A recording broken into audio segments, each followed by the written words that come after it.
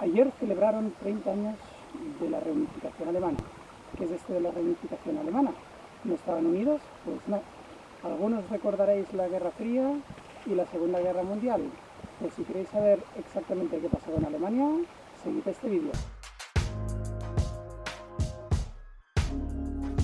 Como decíamos, tras la Segunda Guerra Mundial, Alemania quedó dividida en 4 zonas de ocupación. Estaban la de los aliados vencedores, que eran la parte oriental, que se ocupó por la Unión Soviética, la parte occidental, que se ocupó la parte norte por Gran Bretaña, y la parte sur por Estados Unidos, y una pequeña parte que se concedió a Francia cuando se liberó el propio país.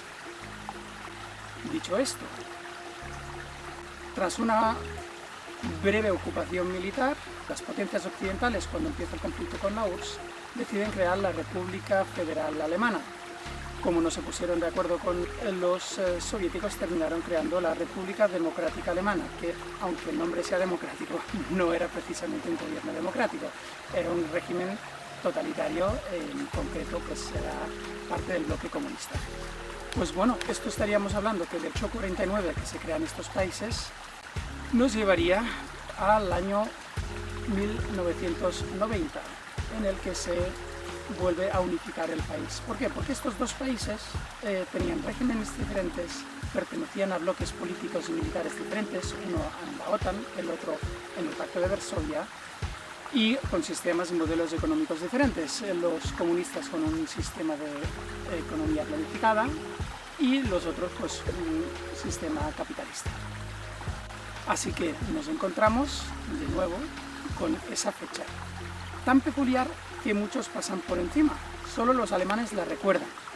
Y la recuerdan porque lo que en el mundo occidental se recuerda es la caída del muro de Berlín, que supuso el fin del bloque comunista, tal como lo entendíamos durante la Guerra Fría. Es decir, cuando no solo se desmorona el sistema totalitario de la República Democrática Alemana, y de repente un elemento clave es que millones de alemanes orientales tuvieron la libertad de movimiento para visitar Alemania Occidental, pues llevó a la caída de todos los regímenes comunistas de Hungría, Chequia, Polonia, finalmente en Rumanía, en Yugoslavia con la guerra de los Balcanes, etc. Así que con esta breve explicación vemos un poco el marco general de qué pasó.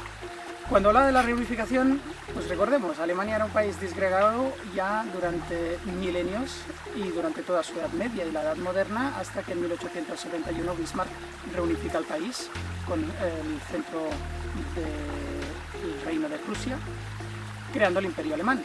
Después hubo la República de Weimar y después de la Guerra Mundial pues se dividieron, por eso se habla de no de unificación sino de reunificación. También tiene el símbolo de que por fin familias que habían estado separados por el muro de Berlín físicamente o simbólicamente pues por los dos estados, ya que no permitían el movimiento de sus ciudadanos entre uno y otro bloque, pues realmente supuso una reunificación familiar, emocional, un momento de gran alegría para los alemanes, pero que sin embargo tuvo un alto coste económico. Piensen que dentro de todos los sistemas comunistas que tenían grandes problemas y deficiencias económicas, la República Democrática Alemana dentro del bloque comunista destacaba por un funcionamiento más o menos eficiente y con ciertas industrias más o menos punteras dentro del bloque comunista, sin olvidar que todos estos regímenes estaban subvencionados por la propia economía soviética, que les daba combustibles, gas, petróleo y otros elementos de equipamiento militar, y sin lugar a duda pues parte de la alimentación,